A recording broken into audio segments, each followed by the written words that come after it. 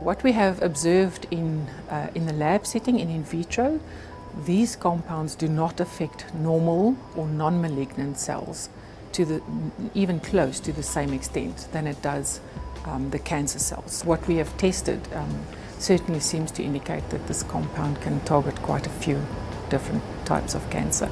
And the last set of data that we published actually shows that these compounds actually influence the mitochondria of the cell, which is particularly important for us because the mitochondria, these so-called powerhouses of the cell, are the ones that are involved in this specific mode of apoptosis. I'm very optimistic. The results look good. We are very happy with them.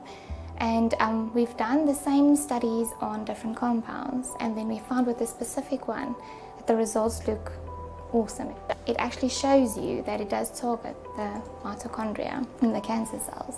We still have to dig a little bit further and go ahead with some xenograft tests where we do know that the compound can enter the tumor. We believe that the upscalability of these compounds will be relatively inexpensive to do, and we're hoping that if this happens and we are successful at clinical trials, that this chemotherapeutic drug would be available to South Africa, to Africa, and then to the rest of the world. It is really so exciting news, but yes, again to say it's early days.